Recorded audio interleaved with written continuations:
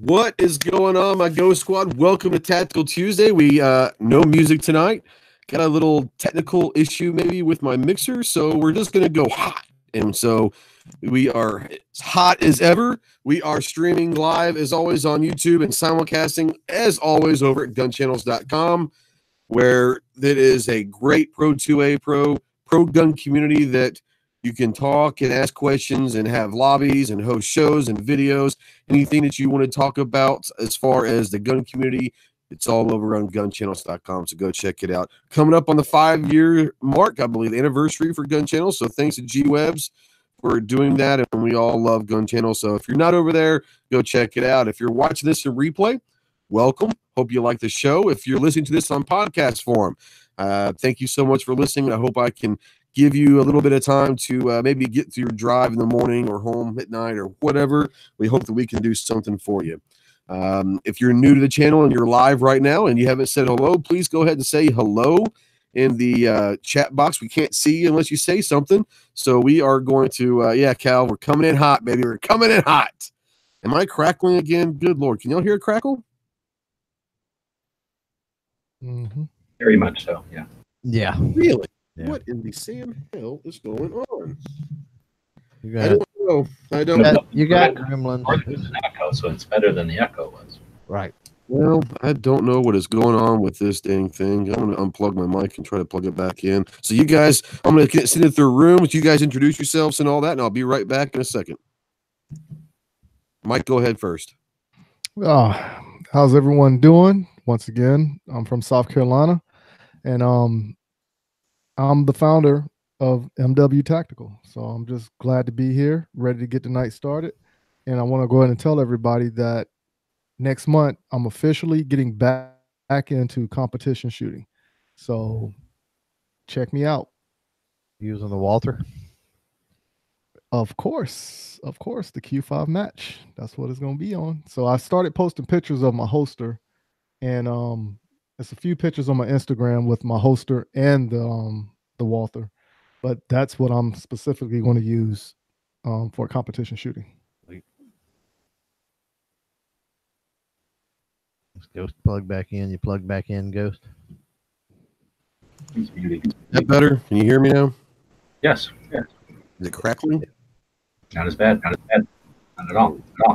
I don't know, guys. We're going to have to go with it and see how it goes. And it could be a sham of a night, but we're going to try to make the best of it. Let's say hi to everybody over on the Gun Channel side. Right now, we've got hanging out over there. We've got GWebs, DT Pfeiffer, Gizzard Gary, General Relativity, Einstein, and the Pants. Let's see here. Over on the YouTube side, it's got a hopping crowd right now. Laggy McLaglag says third proud. There's obviously a couple people there before him, obviously, if he's saying third, but he's out there. Warsaw Patriot, Calaveras 32 Special. What's going on? Warsaw says, what's your favorite long-range marksmanship rifle? Mine's a McMillan, the one that Chris Kyle used. My dream long-range would probably be a CZ 550 chambered in 338 Lapua. I love that CZ 550. I don't own one yet, but I will one day. But I love that thing. I've shot it several times. Let's see here. Seven Wonders out there. What's going on, Seven? What time does it start? It starts right now. Let's see here. Gun-loving Grandpa Stanley. What's up, Buck? Grim 90, the Tactical Reaper himself. What's going on, Grim? Let's see who else we got out there. Gizzard Gary. He's working both sides. Jen Davis. Hello, Jen. Scott P's out there. Guitar Man Pete. I want to send a quick shout out to Guitar Man Pete. He is the latest Patreon. He is a staff NCO. So thank you so much, Guitar Man Pete. I appreciate your support very, very much. Midnight Range TMs. Did he send me an email? I will check. I don't remember getting one, but I will check. David Bowen, the Kingpin's out there. MW Tacticals in here and in here, obviously. Let's see here. Who else do I got out there? I think I said Buck. Pretty sure I said Buck. Keith Gregory's out there. Kinky Sphincter's out there. That guy's wife. Hello, Armintia. How are you? Let's see. I said Keith. Scott P. I said. Andrew Faulkner. What's up, Andrew? Snob's wife. Hello, Snob's wife. And Redbeard 101, what's going on? How you doing, buddy? Welcome back. Obviously, you might have liked the show last week, or you wouldn't have come back. So thank you so much. Thank you, Pete. Appreciate it.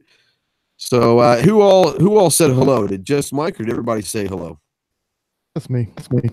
All right, G from Arizona, California. Good Lord, from Arizona, you got the Godfather himself, the man behind GunChannels.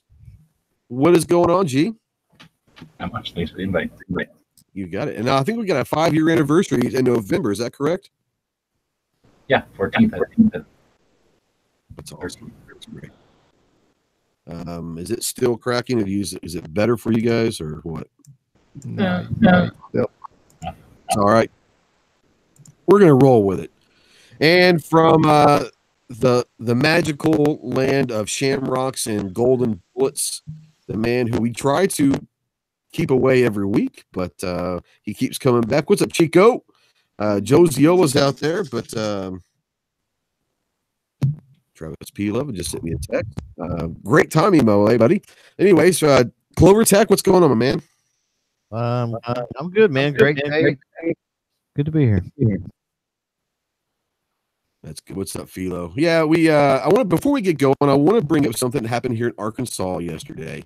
There were a couple of Democrats that were trying to bring up red flag laws, and they got shot down yesterday. So I was really happy to hear that. But there's a little article right here. It's kind of funny in a certain way, but it says the committee where all state gun legislation starts made it clear Monday that 2 bills will not make it out. A pair of Democrats, Greg Leding and Will Bond, have drafted their own red flag law, which would temporarily seize guns from Arkansans who are deemed dangerous. Tim Loggins, a gun rights advocate, says, "That, sir, I find extremely dangerous and troubling. What we're talking about is what we want to expand the ability to take private property. We're wanting to expand the government's ability to deny my rights to a weapon. Under these laws, family members and friends and police would ask judges to issue temporary restraining orders to gun owners if they appear to pose a threat to themselves or others. Law enforcement would take away the guns for 72 hours.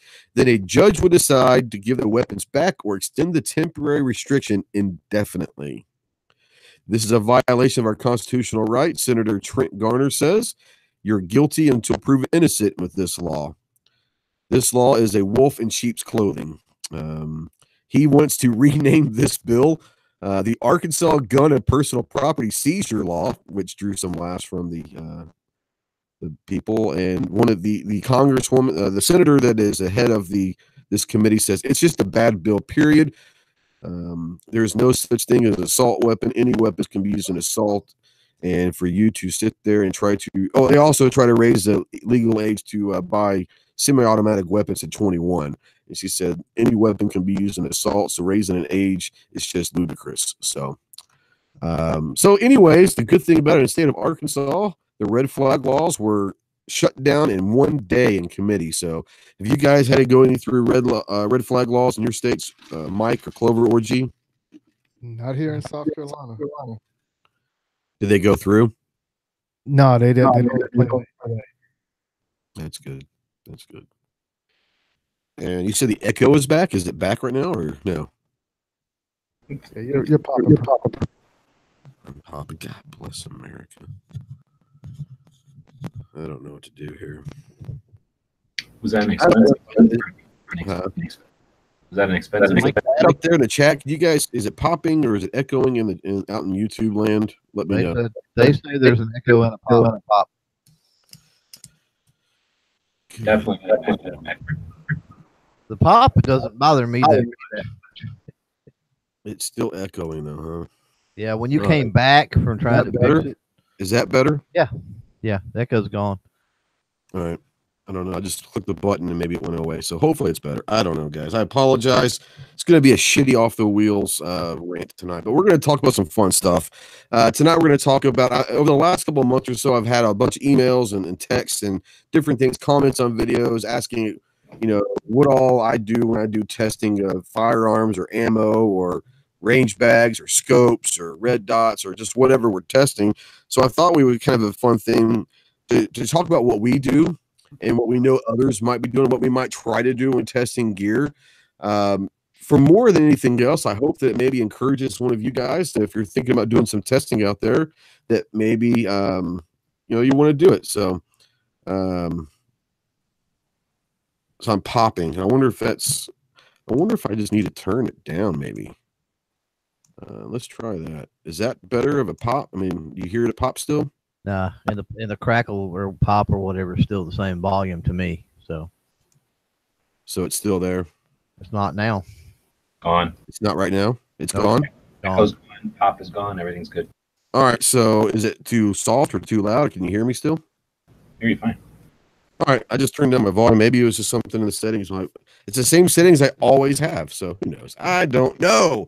So we're going to talk about it real quick, and let's kind of start with handguns. And I think we've all kind of done some handgun testing, whether it's a new gun or an old gun or a gun we're trying out for somebody. Let's start with Mike, and I know you do a lot of testing with handguns also. What are some of the things that you do, whether initial testing or over time? What are some of the things that you like to do when testing a handgun? First of all, I like to check out if it's comfortable for me and the functionality next. So if it's not doing what it's supposed to do, or as they say it's supposed to do, that's where I start rating it at. And then of course, you know, you break it down to to the trigger, the sights, and then whatever else you specifically look for. Nice. G, when you do or have done some testing with guns, what are the most important things that you like to test? Is it, you know, functionality? Is it, you know, misfeeds or malfunctions, or what are the hitting points that you like to hit on the most? I don't think we ever did any stress or anything like that. I think there's people that are into doing that, and they do them through some kind of system that they put every gun through. That's more interesting, or get more value from that, I think. I think watching or people that are creating their own reviews, I would say do whatever's in your wheelhouse. So if you do some sort of a competition, do that. If you go to the range, do that. You know, if you're looking for comfort, talk about that. But I think it's when people start getting outside of, you know, what their comfort zone is or what they're going to normally do with their guns, that I tune out. I'm not that interested. So I'd say my advice is just to do whatever you normally do with your guns, and then report on how that gun, does. Clover, what about you as far as handguns go? What are some of the things that you like to do initially or over time with testing? Run it till it melts. There you go. No. You know, I like the idea. You know, we've talked about this whenever you get, you know, sometimes when you T&E, you got a time frame to deal with. Sometimes you don't. You know, thankfully we don't really have those constraints with the Walthers. And that's great because you could do multiple pieces of content over a longer span, instead of having to try to just bang stuff out real quick, right? And so there's little things you can do that gets exposure for that. I mean, it's just like a product placement or a cameo or anything else. It doesn't have to necessarily even be, in my mind, a feature video on that.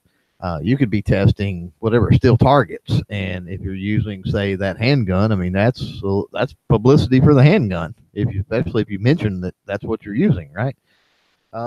So, you know, going and picking it up, you know, when you pick it up or something like that, an initial features review, tabletop review, bench review, whatever you want to call it.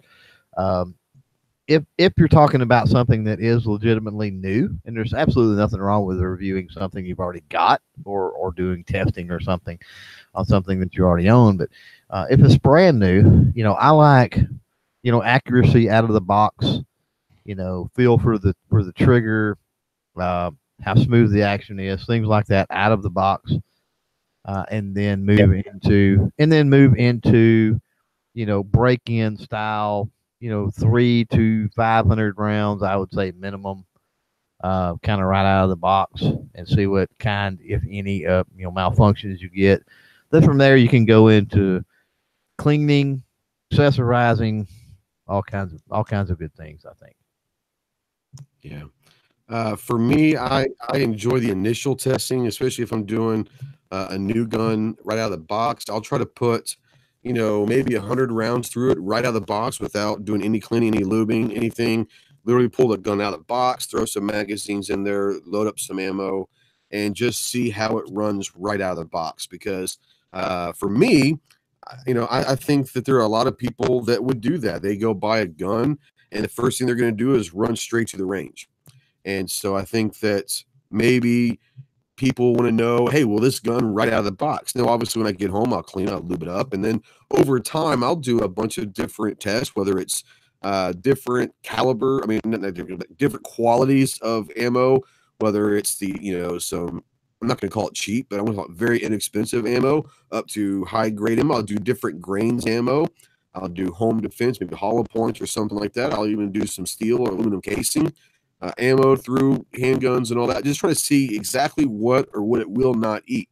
Obviously, we know that I had a squib this last video in the initial testing, and that was my very first one. So that kind of freaked me out a little bit, especially when I found out what it was. Because, you know, but what I tell you, what I learned from it is when I'm just kind of doing some rapid fire, I'm going to start being a little more cognitive of listening for a pop, because you pull a trigger and we just, you know, automatically assume that it's going to be, you know, a nice shot, the round's going to go through and all that. This one, it obviously was not. So, you know, it's just one of those things where that helps me. Now, I like to do things over time where I'll do different weather conditions.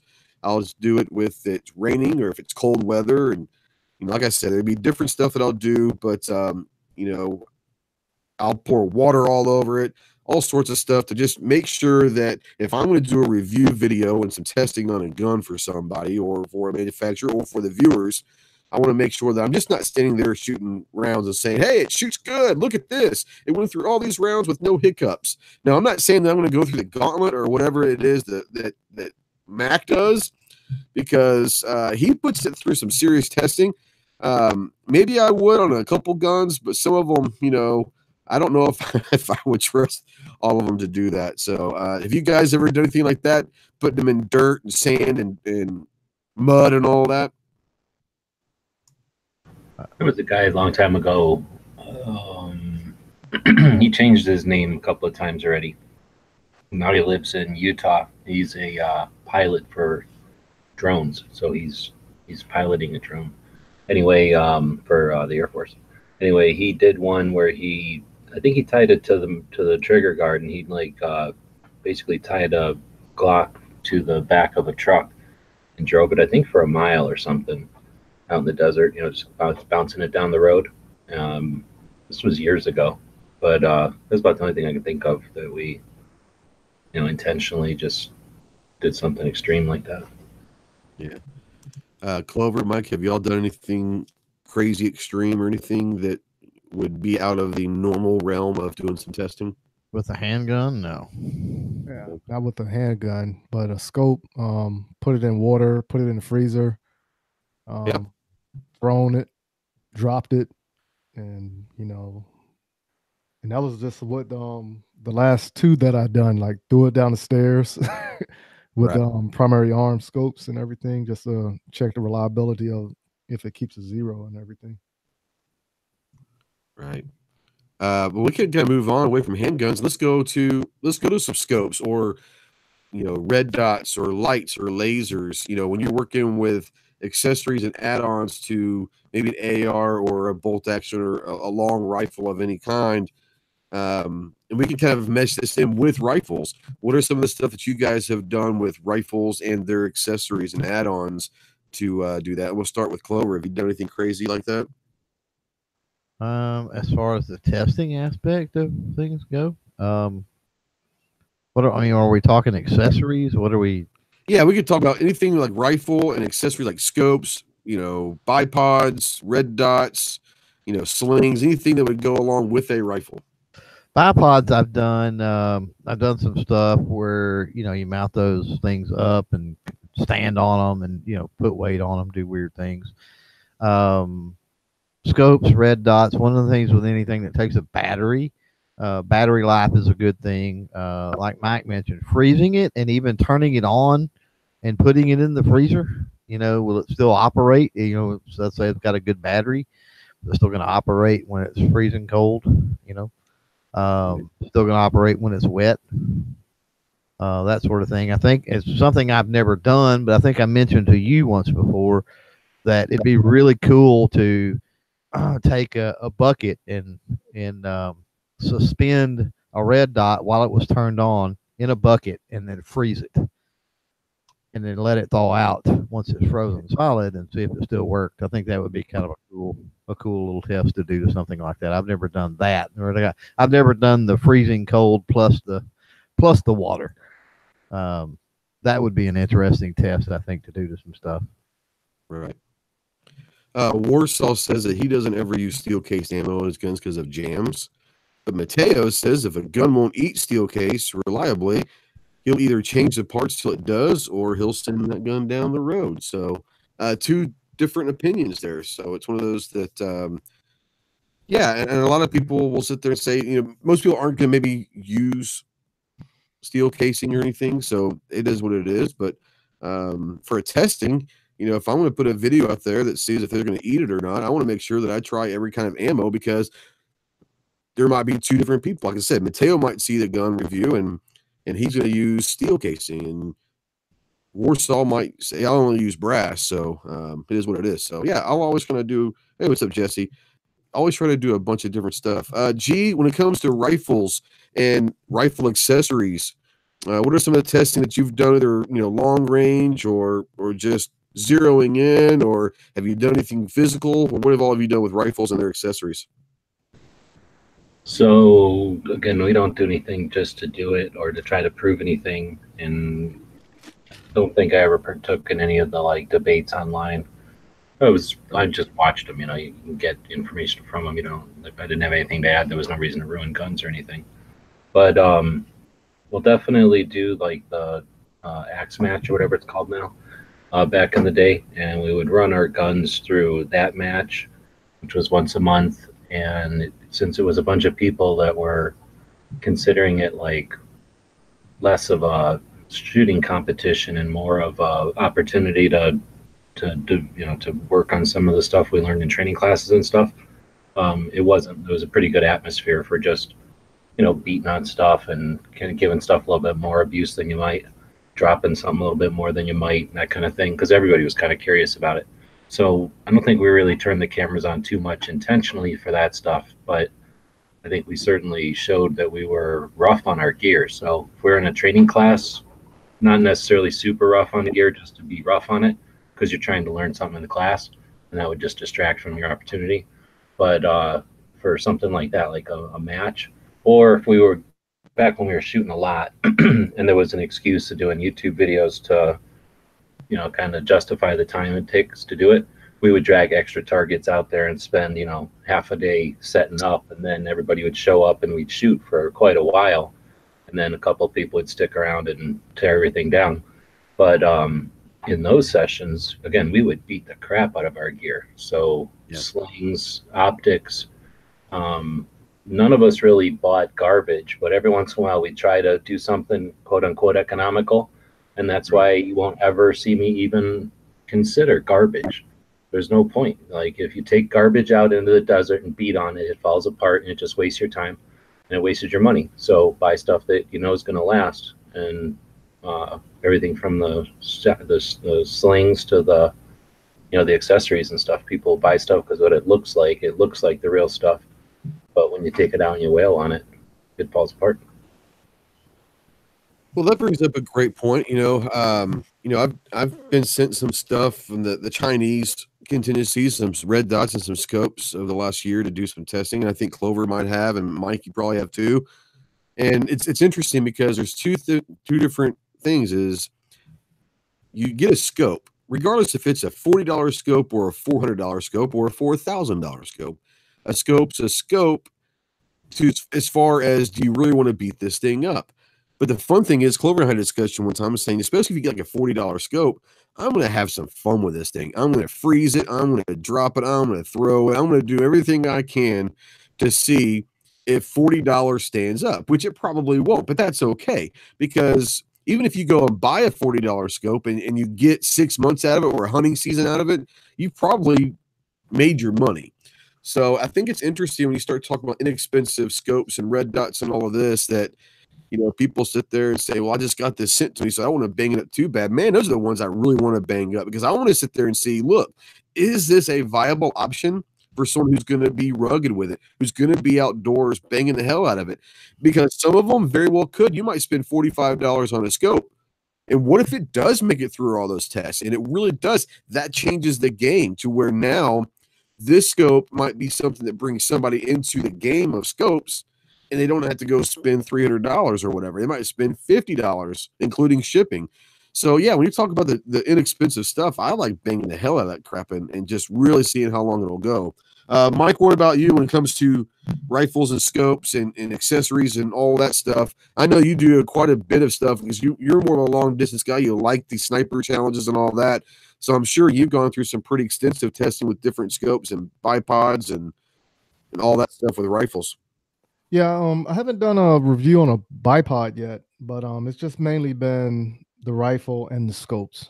And normally when I'm doing a review on a scope, I try to stay in the ballpark of what the average citizen can afford. So I'm a big fan of Primary Arms, and not only because of the conversations we have, but it's more because of their backing and their price. So when you turn around and you look at it, like this right here is a 4x14 that's going to go on my 308, and I'm going to use this in the next sniper competition that I do. Hopefully I'll do a review before the sniper challenge. But this scope right here is functional. It does everything I need it to do, and it only costs $279. But like I said, of course, with the Raptor and the Cyclops that I've already done a review on, I put those in the freezer. I dropped them, and they still held the 0 and everything else. So outside of actually doing the actual product review and running it through the measures of what it can do, what I'm saying? Mainly is it affordable for everybody that can save 20 here, 10 here, and they can get it, versus like a Leopold or a Night Force. Yeah, you could save that 10 and 20 here and there, but by the time you save up to get that scope, you're already 3 or 4 generations down the line. Whereas this one, you can save up 3 or 4 months. You get the product, you good to go. You can go to the range and bang it out. Right. Now, Einstein over the Gun Channel side says he can't afford to conduct abuse testing in his gear beyond standard use. And I understand that 100%. There's a lot of stuff that if I'm going to go out and spend good money on something, then I'm probably not going to do a huge abuse test on it. If it's something I plan on actually using a whole lot, now I'll test it far enough to make sure that I know that it's going to run the way I need it to run. But I'm not going to go out there and abuse it if it's something that I'm actually buying to use personally in everyday capacity. He also said that someone froze a Holosun in a block of ice, and you could still see it glowing in there. That's pretty hilarious. I've talked about, and Clover, you and I have talked a little bit about doing some of the less expensive scopes, the Chinese stuff that are sent to us, and freezing it. You had a belt that I think that you actually didn't you tie it up to your tow hitch and just drug? And I was so disappointed. I was so disappointed in that $14 belt, dude. I hooked that up. I took my dad's 4x4 pickup, put it around the ball hitch, the belt, and put it around the ball hitch. Got in my truck, put it in drive, and got out of my truck. Now I had my dad's truck, or I had a chain hooked up to my dad's bumper. It was real loose, and then the chain hooked up to my truck. That way, should the belt have broke, and in the video you can see the chain. Should the belt have broke, my truck wouldn't have went anywhere. You know what I'm saying? It was just idling. There's no way it would pull up a truck and park and idle, right? So, did it all safe, of course. But yeah, my truck was in idle, trying to move forward and putting tension on that belt and everything. It held up fine. I drug it down the road for a mile behind my truck, tied some paracord onto it. The buckle worked. It wasn't torn or ripped or anything. And I'm like, okay, well, dang, this thing it will take a pretty good beating for a $14 belt, right? So then I strapped it around. So really expected it to not do anything. I really didn't. I did not expect it. And basically, the tannerite blew the buckles off of it. Is what happened. Right. So it just did not hold up. So that is not a belt for you. If you're likely to spontaneously explode, then I would not recommend that $14 belt because it's probably not going to hold up. I like to keep my packets like inside my belt, so that's dangerous. I wouldn't think right. But sometimes in case someone shoots your belt, will it hold a bullet? That's a good question. Yeah. But I mean, I think we talked about this once before, but that's one of the cool things with the cheap stuff. You don't have to take the cheap stuff and say, hey, this is the best XYZ out there, and everybody needs to go get one of these, and it's better than any other thing on the market. And, just sell it for what it is. If it's a cheap whatever, it's a cheap whatever. And run it through some tests just to let people know, well, look, this is cheap whatever, but it holds up to this and this and this, and just have fun with it at the end of the day. Most companies that are selling the cheap stuff like that, I mean, they've got a market. There's a whole lot of poor folk in the world, and particularly in the country. So they sell cheap stuff. So they're looking for exposure more than anything. Right. The people that are making this know that it's not the best on the market. Yeah. So just be honest about it, have some fun with it, and that's the best you can do. Well, cheap stuff. And that's the great point, because you bring up like a $35 or $40 scope, and I got one from China that actually, considering what it costs the consumer, wasn't bad. Now, I'm not going to sit there and say, hey, don't worry about the Vortex stuff. That's the Bushnell, Nikon, all that. You need to go with this one. No, we're not saying that. But we are saying is if you're looking to get into the scope game and you want to spend $40 and you have a $50 budget, there's stuff out there that may not last you more than 3 months. But if 3 months gets you through a hunting season until the next year when you've got time to raise money or figure out what you want, I think that's kind of what the whole thing is we're not saying that this stuff is the greatest stuff in the world. We're saying that for what it is it good or not? And sometimes it's not. Sometimes it's really not that bad. But yeah, I'm sorry, G, what were you going to say? Oh, I don't know. I was reading the chat and I totally forgot now. Oh, okay. Now, Mike, you did a review today on a belt. What are some of the stuff that have you done some extensive testing with that belt, or that's your everyday belt, is it not? Yeah, that's just my everyday belt. When I originally got that belt, it was last year when all the hoopla about gun belts started coming out. So I was like, okay, I'm just going to wear the belt for as long as I can before there's an issue. And I was going to give myself the year timeline. And, actually last week was the year timeline. No issues with the belt other than what I said on the video. But I haven't done anything like hook it up to the trailer and drag it, or hung from a tree from it, or anything like that. Why not? Nah, it's just I just wanted to just go through my natural conditions, so like even if I was to do like a shooting competition, I would take that belt off because I use a different rig, when I run competitions. Right. But you use a duty belt when you run competition? Say again? Do you use a duty belt when you run competitions? It all depends. I got a rig called Ghost Holsters, not associated with you, of course. But that right there is my competition rig. But then I also have a battle rig, my battle belt. So that's more like something you probably see, somebody in the military wearing. Right. Without the fancy hookup to the vest portion. That's all it is. Right. Now, G, you've been doing a bunch of stuff for a lot of years. Have you ever tested with like ballistic gel or ballistic dummies or anything? Oh, ballistic gel? No, because until recently, that stuff you had to source it, and you don't just source ballistic gel economically. So I looked into buying gelatin, right? Just Yep. food grade gelatin. You can buy that in like massive massive quantities. But even better, you can buy expired gelatin. It's no good anymore for food, really cheap in giant quantities. But even if you make it, I think it's like 4 to 1, like 4 times more dense than Jello or something like that. You know, it's basically Jello without any flavor in it. You just make it like 4 times more, whatever that word would be, like strong or whatever, Jello-y. Then it comes out sort of like ballistic gel, but then it has a lifespan, like it starts to mold or something.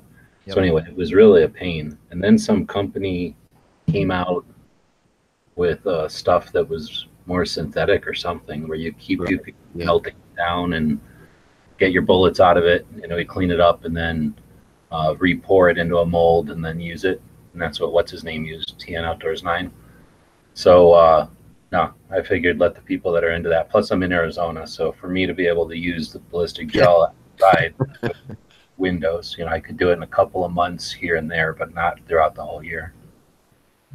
Yeah, I'm actually gonna. I've got some tests that I've been waiting for this time of year, and even maybe even a little bit cooler, to get some stuff done with some ballistic gel, and I'm going to use the gelatin, and I think for about $7, what I've kind of calculated it for $7, I can be able to make 3 or 4, 18-inch by 6-inch blocks of quote unquote ballistic gelatin. What? And, no. huh? More than that. I think you're talking more like $40 more than gelatin. No, for me, just get the powdered gelatin. You can get powdered gelatin at about $7, and then the way I've kind of calculated, from what I've seen on the internet, from how to do it, it costs me about $7-8. I can find some stuff, cheaper stuff on Amazon that is actually still good, but for about $7-8, I can make those blocks, and I figure I can probably melt them and gelatize them maybe twice. So I'll probably have anywhere from 6 to 8 test blocks out of for $8. We'll say $10 including shipping. So yeah, I know Cal says a Marine can't calculate. Maybe I did it wrong, but that's kind of the numbers that I was using. If that's the case, I'm going to try it out this winter. I've got some different ammunition I want to try out. We're kind of moving to there. Mike or Clover, have y'all ever used ballistic gel at all, or even the synthetic stuff and dummies or anything like that? I haven't. I was there when other people was doing a test, but I never physically shot at ballistic gel or ordered and did anything with it specifically. Yeah, I've run gelatin, expired, that I bought, like G Webs was talking about. The mixture is a lot denser than you would think. I want to say it was like 12 to 1 or something. Yeah, it was It's like 12 times more denser than Jello. It's quite a bit. You have to add a lot more packets in there. And it helps if the water's warm when you start out, and then you got to let it, of course, cool. It takes it even longer to cool. So it's kind of a pain to mess with. But there's other ways. It kind of depends on what you're trying to go for. I mean, there's a lot of in the chat talking about using meats, different kind of meats. Yeah, worth and stuff. Big body, Yeah, I mean, there's things like that you can use. Obviously, that can get rather nasty. But you can also use you can use fruits. You can use that tends to get a little nasty too, like rotten fruits. You can pick up a lot of times. Yep. But you can also I've used several things. If you're talking about just being able to see more or less how that projectile opens up, that type of thing, which is really cool. Then you can use. I've used gallon baggies with water, and you build a little wooden like tray to set them in one behind the other. Right. I've used milk jugs full of water. Yeah. I've used milk jugs with water. Yeah, the baggies are a little bit better because you're talking about you don't got the hard plastic. You know what I'm saying? Right. So it takes that hard plastic out of the equation, which is nice. You're talking about fluid, not necessarily soft tissue, but it's fluid. It's a softer I don't know, softer impact maybe or whatever. I've used sand. I have used what else? I've used foam, wet phone books, and people are like, "What's a phone book?" I tell people all the time, if you get a bunch of phone books, I'll take them because again, you can build a little tray and it doesn't take just some scrap lumber, pretty easy, and then stack wet phone books in that dude, man, and shoot them, and it's pretty interesting when you dig out the rounds to see what those projectiles did if they were designed to open up. Obviously, you shoot an FMJ into them or something like that, they're not going to do it's not going to do anything. But yeah, if you're talking about the hollow point, something that's designed to frangible, something designed to expand or come apart, then yeah, stuff like that'll will at least let you determine if they do in fact come apart. I've done some tests on some hollow points and some home defense and self-defense ammo, and I've gotten a piece of a buddy of mine's a contractor. He builds homes and all that stuff, so we always have scrap stuff after a job, and you can get it doesn't have to be big, but you get like a 1 foot by 1 foot maybe square of drywall or 2 of those, and you fill them up with some leftover what do you call it? Crap. Drywall insulation. Or some insulation in there, and you can do a quick test from 25 feet, 7-8 yards, and with some hollow points, going through 2 things of drywall and some insulation, and then you maybe put some brick behind it to kind of simulate getting outside the house. You can do all sorts of stuff. Like I said, sand's a great one. Peat gravel's a good one. You can go find sand and peat gravel a lot of places. It sounds bad, but you could probably go down to your local park and they'll have a peat gravel pit for kids. Go get a couple scoops of it and use it. They're not going to miss it. And another thing, and completely reusable rubber mulch. Yeah. Oh yeah, mulch. Yeah, for sure. Yeah. Oh yeah. Yeah, there's all sorts of stuff, and we talk about different things to test with, and it depends on what you're testing for. So let's kind of go into ammo. We're talking about ballistic gels and all that.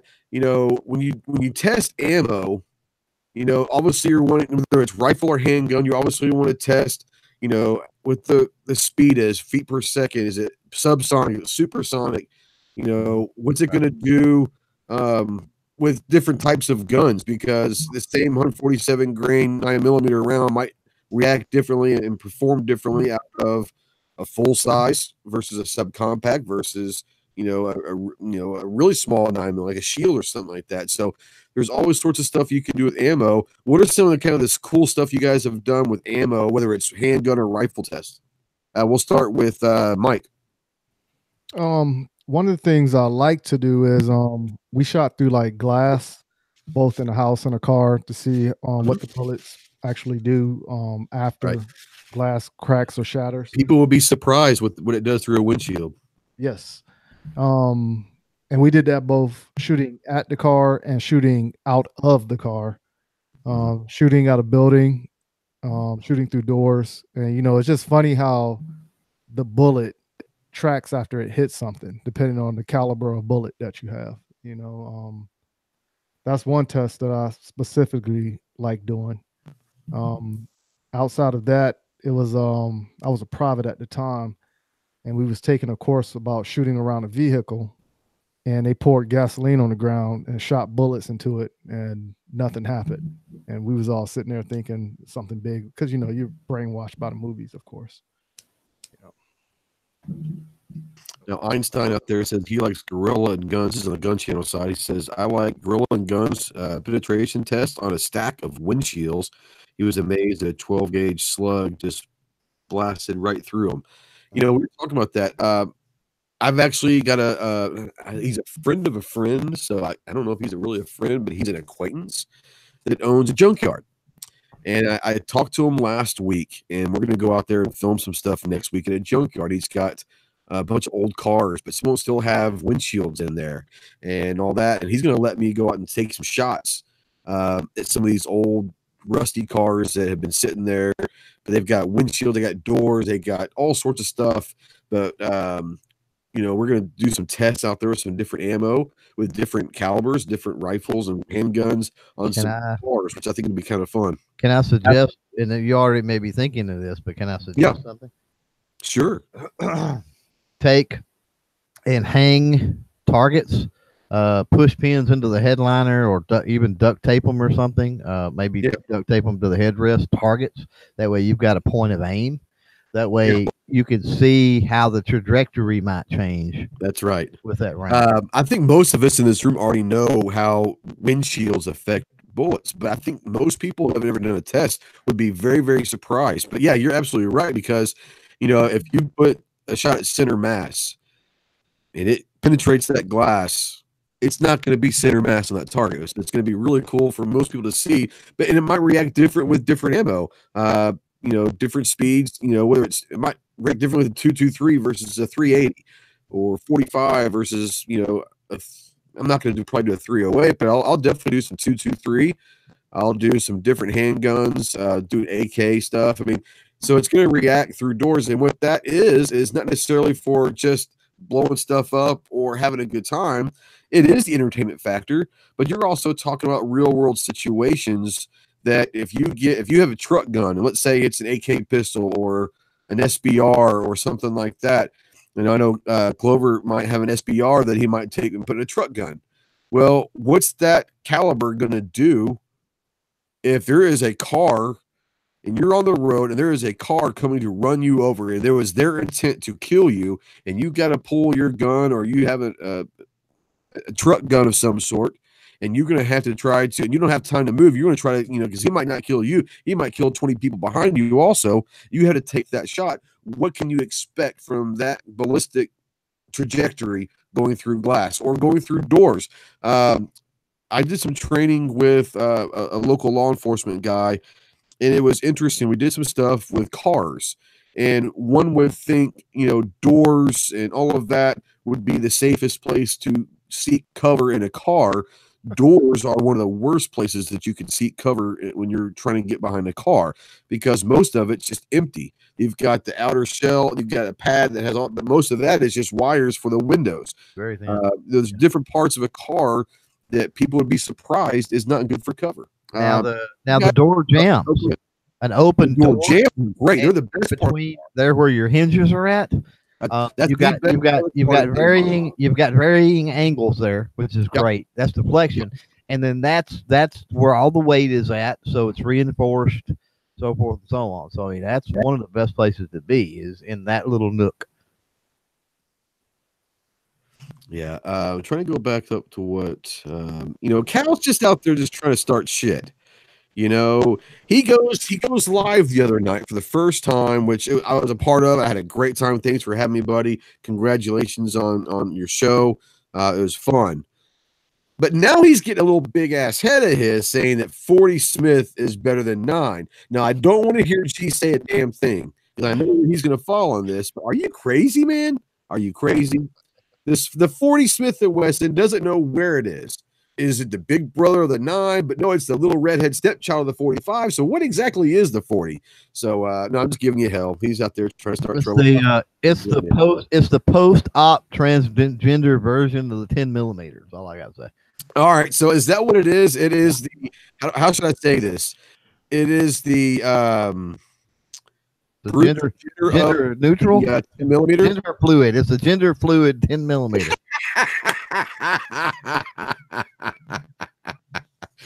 Now, G, I'm sure you got to come back and say something smart assy about the 9. So let's have it. I carry 45. I don't need to be in that discussion. Yeah, you always like to say something about 9. So I figured you'd agree that 40 is better than 9, because it's just you don't like 9, right? Or you choose. I think 40 is better than 9. Yes, I agree with that. Oh, golly. But anyway, one time I had a cracked windshield in my truck. So I talked to my insurance company. I asked them if it matters what condition it's in, I get it replaced, and they didn't care. So we took it out to a pit and set up steel. And then we didn't want to shoot 22 because we were concerned 22 might bounce back, hit us. But we shot everything from 380, if I remember right, all the way up to 223, probably 762 by 39 out of there, and no deflection at all, none at all. right through every single round. And of course, once you shoot through an area, you've created a hole, and then there's obviously nothing. So I don't know. We shot from sitting in the vehicle out. Number one, I wasn't getting rid of my car. You know, it was my truck, so I didn't want to eat or anything. But I'm also not planning on just walking up to a vehicle and shooting into it. So I was thinking more like if you had to defend yourself from inside the vehicle. Well, that's the other test is shooting through from inside the car. That's a great point. Yeah. So, like I say, we didn't get to shoot from the outside in. There might be a difference there, but in our experience, everything shot just point of aim. Whatever we shot at, bullets hit.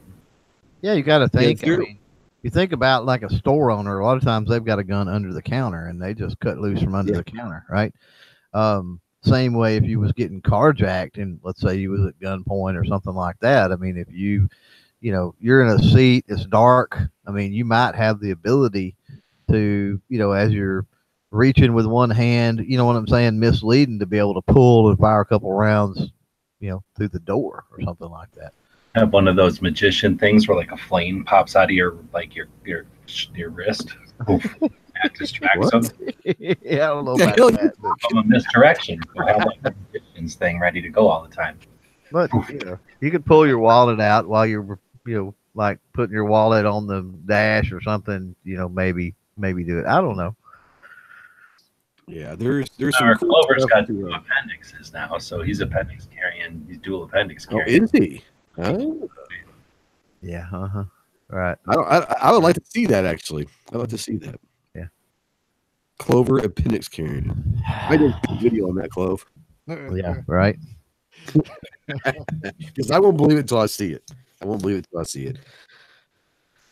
Mike, have you ever done any training, either military or civilian-based training that involves cars or anything?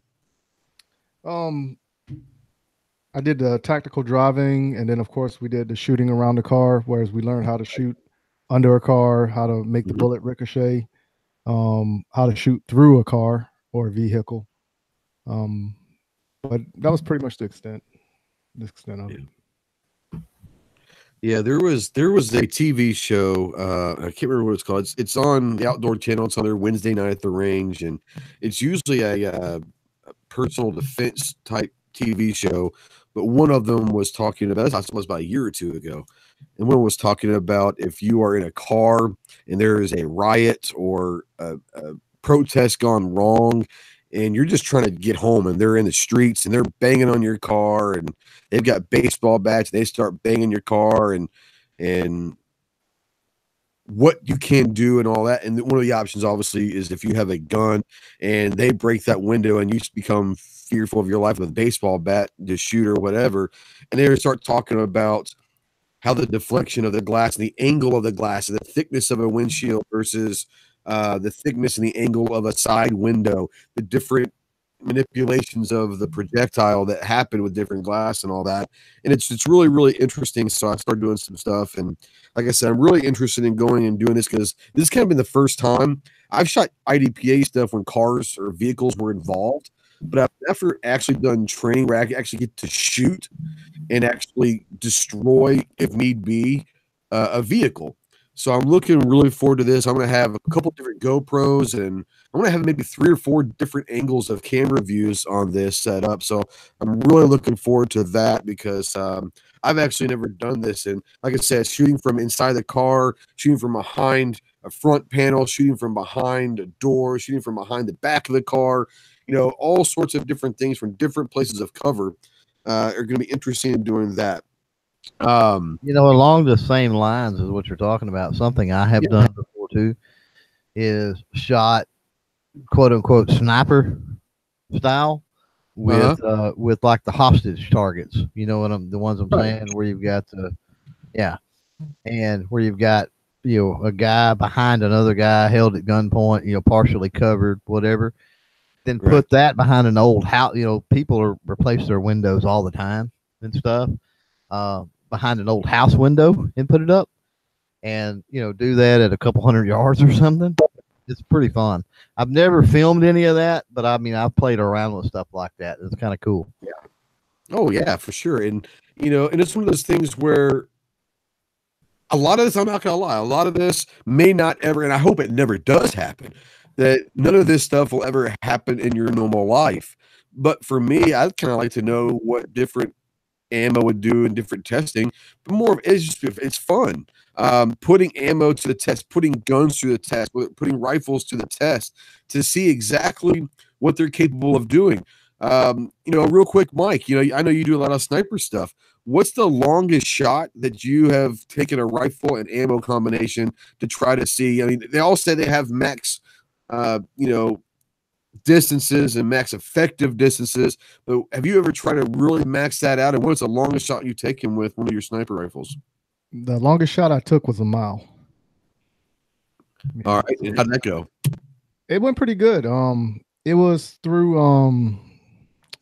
what was that guy's name? Todd. He had a big gray beard. His name, I can't remember his last name, but he was partnered with LaRue Tactical, and he's big on the Horus reticle. But his first name is Todd, and I ended up taking his course. And part of the course, if you listen to everything and you go to apply it, they actually say, okay, let's try to go for a mile shot. Right. And then when you actually doing it, it took me 4 bullets to get there. But the instructor, he comes over and he's telling you, okay, go up, 2 mils and, lead left on the wind, whatever the case may be. And then he just walked me into it, but it actually took 4 rounds, Clover, G, what about you guys? What's the max, the longest shot that you've taken? 1,500 meters. 1,500. Yep. Yeah, which is almost a mile. Right. About, I don't know, 0.95, 0.94, something like that. G, what about you? Have you gone up to a mile or close to it yet? Well, see, that's difficult. While the limitations have passed from the operation, the equipment that was used is still classified. So if I'm not lucky. Okay. I gotcha. Yeah. I have no idea. In your civilian, it's important to him. Yeah, in your civilian declassified life, what's the longest shot you've taken?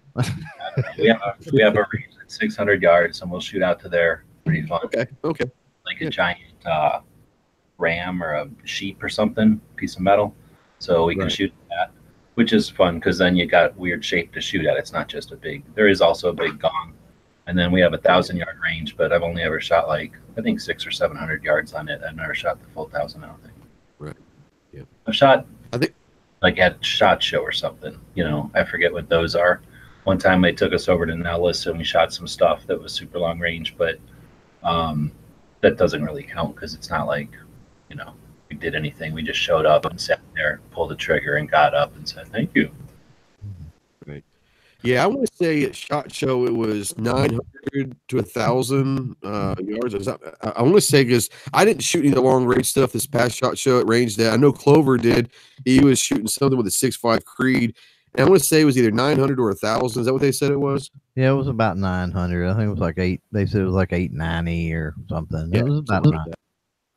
Yeah. They stuck a highway right on top of the range. So this time coming through Vegas, I drove on that highway. And it's good to go the highways there, but I don't know what they're doing with that range. There's sort of a bunch of dirt in the way, but they just stuck this highway right on top of that range. Wow. That's weird. What I was going to bring up too about the long distance stuff is when you talk about military application may be different, but most law enforcement I've talked to dealing with SWAT and police snipers and things like that. 300 is like absolute maximum for those guys. They're like, we're really going to get as close as possible. Oh yeah. My thing is go ahead. What were you going to say? Military would be different because in fleet, they're not like sneaking up on, targets or something. They're going after a bad guy who's in that building and they're in this building. But military, we've seen the movies. They're on one hill and the bad guy's over there in the village or whatever. Yeah, spread out a lot more. Sure. Right. Yeah. A lot less controlled. Yeah, I want to say Philo out there. I think it was Fee. I might be mistaken, but I'm going to call it Philo. Fee said he would love to go shoot in a shoot house, and shoot houses are fun. We had combat town there in Camp Pendleton that we were able to shoot some stuff at, go through some different simulations and all of that. But also there is a little shoot house about an hour from me that is open, not very often. The shoot house is the range is always open. The shoot house isn't always open. Every now and then it's open. I'll call and say, hey, you plan on having the shoot house open? They'll say, yeah, we'll have it open next weekend. So I'll try to get down there and do that. Shoot houses are fun. You can really get some good training in there. I like shoot houses. They're interesting. They're different if you've never been inside one. It's very, very weird the first time you do it. I think, Mike, you probably done so. I'm sure all of everyone's gone through a shoot house before, but military wise, you know, I mean, the first time that I went through one, it's very strange because you've got an AR platform, an M16A2, but it's an AR platform gun. And you know that last week you were out there at 500 yards shooting with iron sights, you know, and now you're in a building that's 20-foot room. And you're like, you're using the same weapon. And so it's really, really strange going through shoot houses with weapons that you know you're going to shoot 500-600 yards. Now, obviously, you're probably not going to go through a shoot house with a 308 or, you know, something that's going to be a long-range shot. That would just wouldn't make sense, especially if it's a bolt action, because, I mean, it's just not very smart. But going through shootouts with a handgun or an AR or AK or something is really different because of the echoes, of the loudness. It's really cool. If you haven't ever tried going through a shoot house, please do. Someone's gonna have somewhere around you might have one. So go check it out if you've never have it. Have you guys gone through shoot houses? Clover, have you gone through one yet? Oh yeah, multiple times, Yeah, multiple fun, aren't they? multiple houses and multiple times. Yeah, I went through some open stuff, and then I went through some that were actually they more or less fully enclosed. So Yeah. so it's just different ones, and they're all a little different. I mean, some of them are paper targets that things swing out. Some of them are just static steel targets. Just kind of depends. Yeah. I've never done the whole door breaching, go in as a team type, anything like that. It's always been just solo run, just for the fun of it. But yeah, it's really cool. There was the shoot house in Missouri that I went through one time, and it was set up like a house, okay?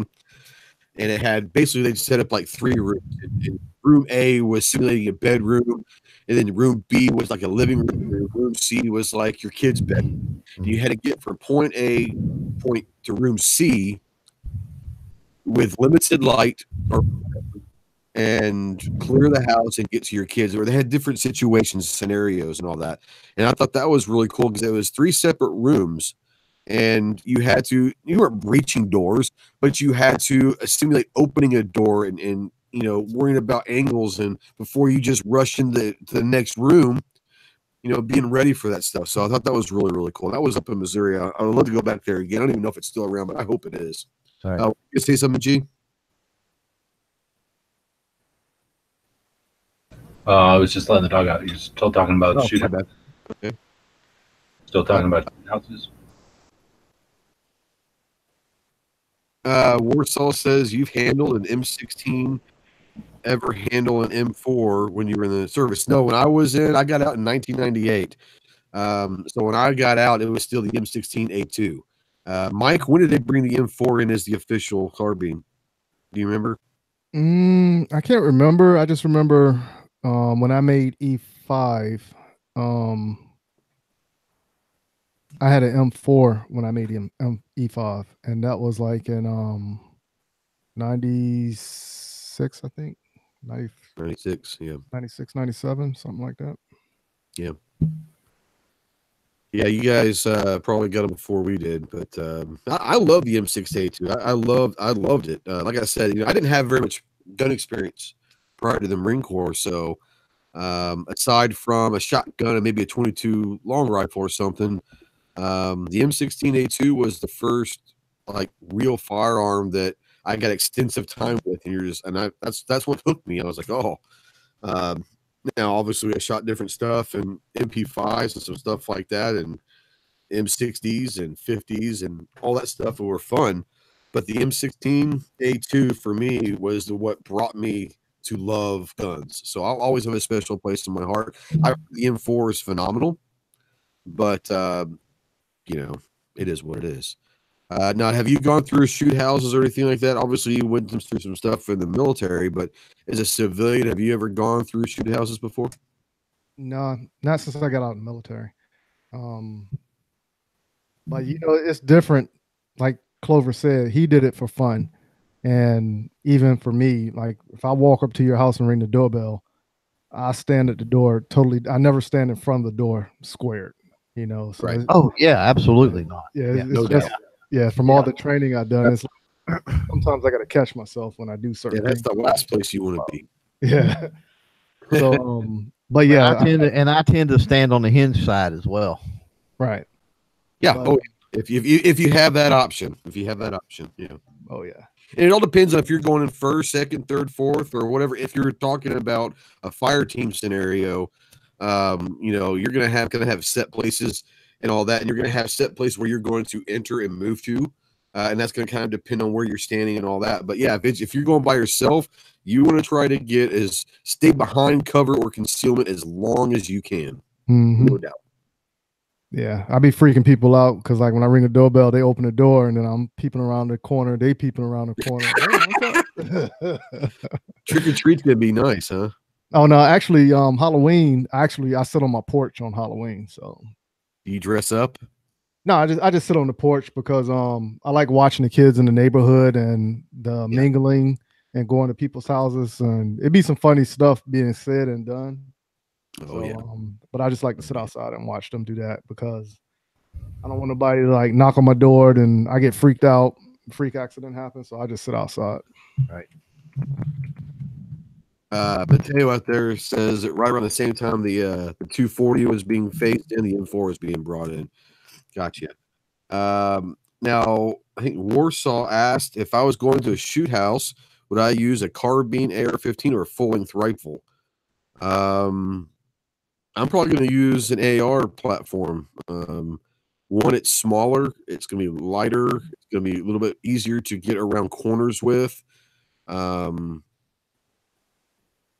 Honestly, I'll go through a shootout. I'm probably using a handgun, to be honest with you. But if I had to use a rifle of some sort, I'd probably use an AR, either AR pistol or an SBR, something like that, if possible.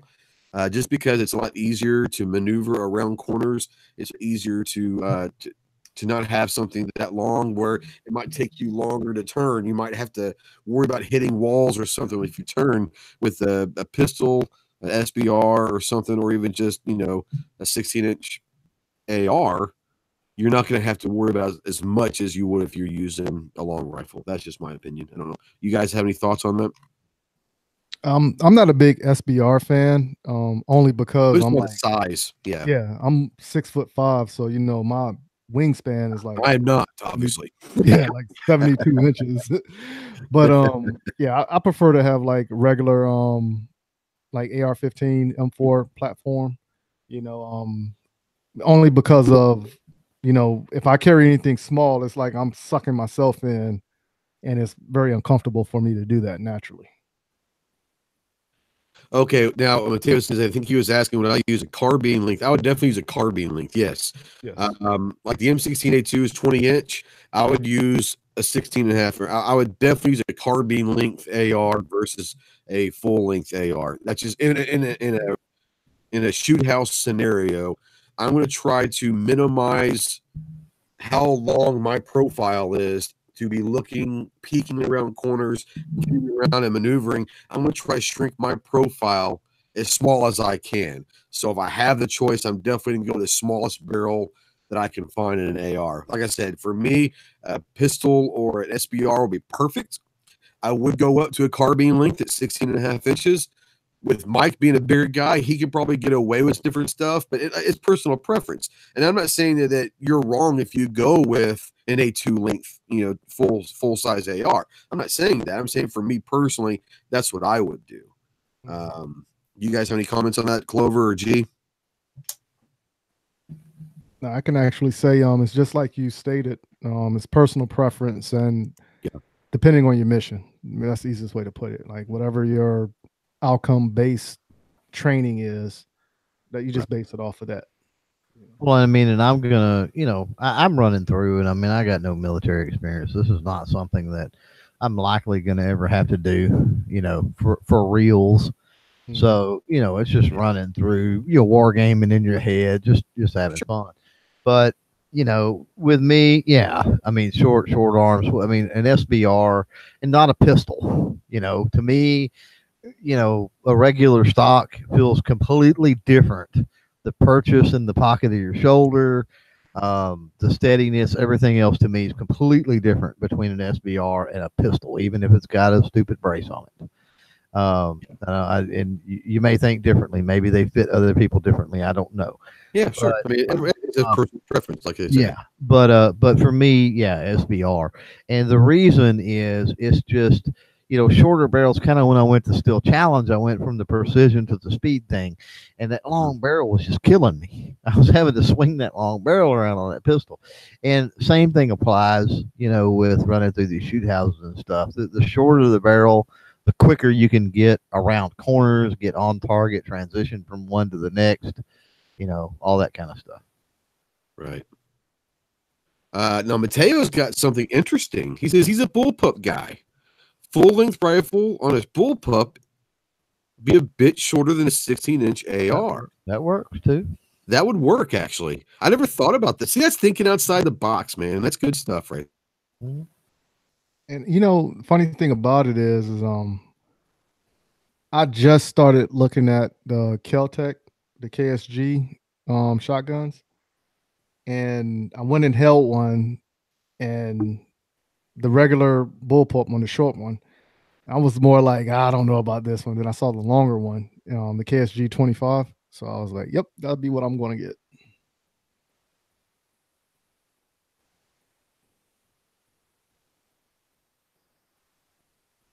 Did we lose you? Apparently, yeah. Yeah, I was you said Kel-Tec, it run everybody off, man. Sorry. Oh man, it stunk up the room, man, with Kel-Tec. Come on. My bad. But I'm definitely going to get one. I'm definitely going to get one, and I'm gonna do videos with it, and I'm gonna run a shoot house with it as well. I'm gonna tell you, we looked at, was that NRA? We looked at, what was that, the Utahs or whatever, the Utahs Defense bullpup shotguns, and they've got a. I don't know if it's out yet. If they're, the thing with that, all that crap's made in Turkey, and it's been having importation issues and stuff. They were fighting that back at SHOT Show even.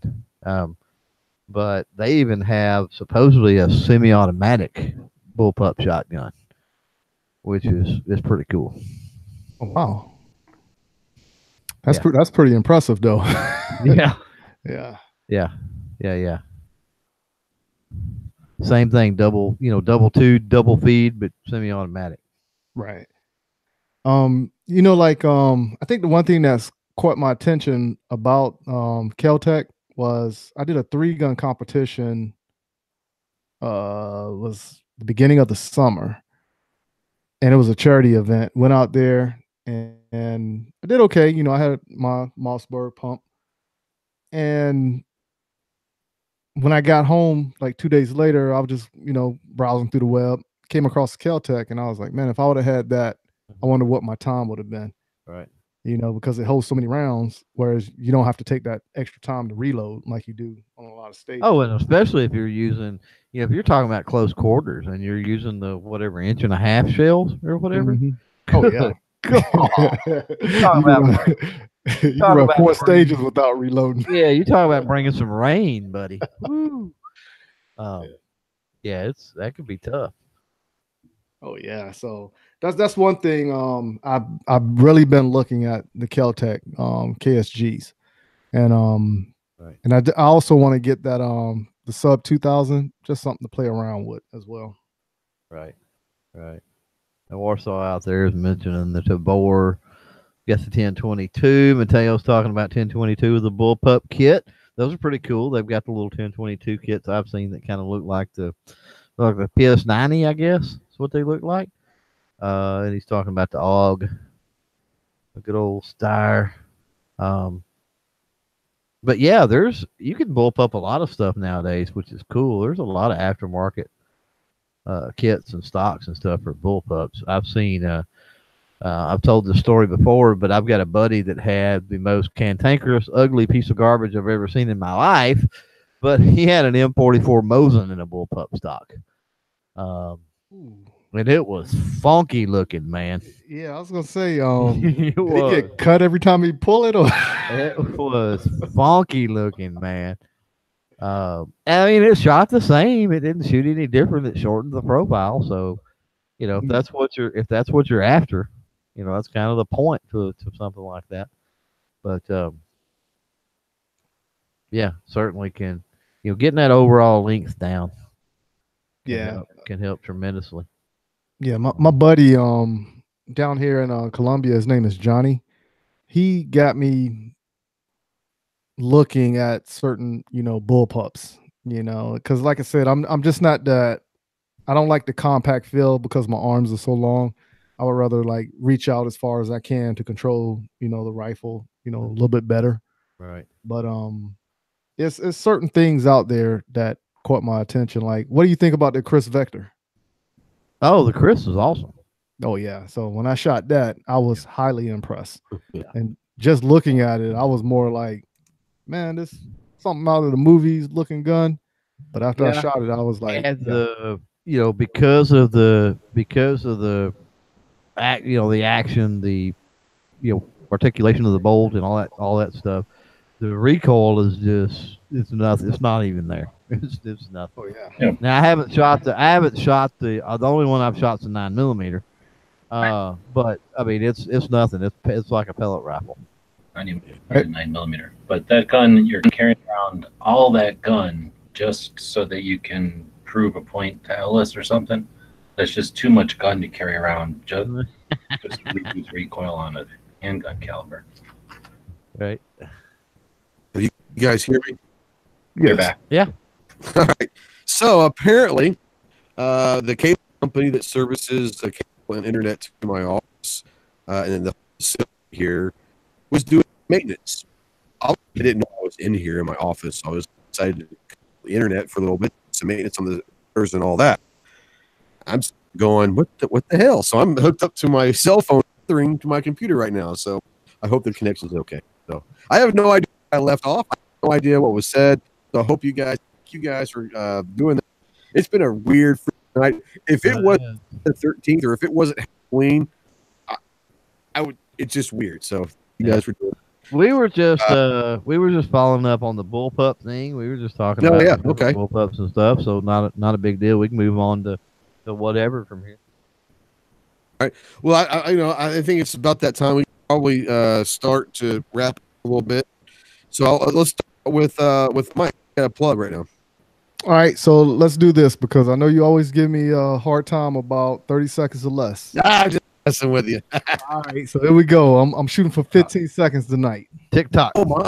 Okay. All right, you ready? Tell me when to go. You said do 15 seconds? Yeah, that's my goal. I'm gonna try to get it under 15 seconds. 3, 2, 1, go. Please go to the m-wtactical.com where you can check out everything I'm a part of from my Facebook and Instagram pages, where you can find me under M-W Tactical, even a link where you can catch up on the Black Man with the Gun podcast with Ken Blanchard. The M-W Tactical channel is also there where we do product reviews that we put out every Tuesday. So check out the one we put out tonight. And you can even click on the link and donate to the GoFundMe campaign that we have still going on, which is gofundme.com/M-W Tactical. 30 seconds on the nose. 30 seconds. 30 seconds on the. Well, I tried 15 seconds, but I'm not a fast talker. You had a couple of ums and hiccups in there. Yeah. That cost you a good 10 seconds, probably. Yeah, it did. So, hey, back to the drawing board. Hey, next week I'm trying for 8 seconds. He's gonna ride a bull next week. You got stuff to get out in 15 seconds, bro. So I don't want you to cut stuff out because they're all important. Right. Hey, I'm gonna rap fast like Eminem. Hey, man, you can sound like Eminem fast or something like that. Then that's awesome. We can make that happen. Might be a G, what you got going on? Anything special? Just more of the same. Thanks for the invite. Thanks. Interesting show. Yeah. I apologize for all the technical crap. It is amateur hour. I'll know that. I'm at best an amateur at this. The very best. Good night, amateur, and bad night. It's just a damn office. So, I was listening to we'll chat about it off air maybe, but I was watching listening, I guess, to some podcasts that were very, very well done. But what they were saying was stuff that's been said like a zillion times. It's not just preaching to the choir. It was just boring and like kind of embarrassing that these guys are just saying it over and over. And it was very well done, but I'd rather listen to it with some scratching and some echo and actually hear real conversation that's evolving and not just somebody, I don't know what they're trying to do, repeat what they read in an article a long time ago. So right on. Or they have a script. I mean, goodness gracious, having it is the worst. I listened to a podcast this morning, and it was like, "Hello, friends. Welcome to." You can hear him. You can hear him read his monitor. He's literally reading his podcast. I'm like, okay, can't handle it. Like 20 seconds into it, I was like, I'm done. And it was on a great subject, and I might go back and try to listen to it.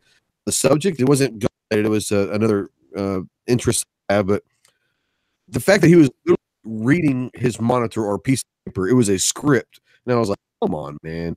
So yeah, I appreciate you saying. I mean, we talk, and you have a basic subject. For me, I like that we start with a basic outline to talk about, but let the conversation evolve and grow. Just us here, and with the crowd out there, and the viewers are out there, and the chats out there saying, "That's really what it's all about for me." But thanks. I know that you just got back home, or you're close to being home. I'm not sure if you're home yet or not, but I hope the tour went well. It was successful for you. I really like some of the stuff that you put out there while you're on this. I can't wait to see more of the dash cams. Was it Montana put out yesterday or something? Idaho or Montana? That was pretty cool. How you timed the dash cam? Really cool. Yeah, Montana. Maybe you'll do more of that. That'd be awesome. Clover, what you got going on? Nothing. You don't do anything. No, of course not. Tomorrow night is interesting. That's Next Generation, and we will have another competitive archer on. And what's interesting about that is Mr. Jakes is only 10 years old.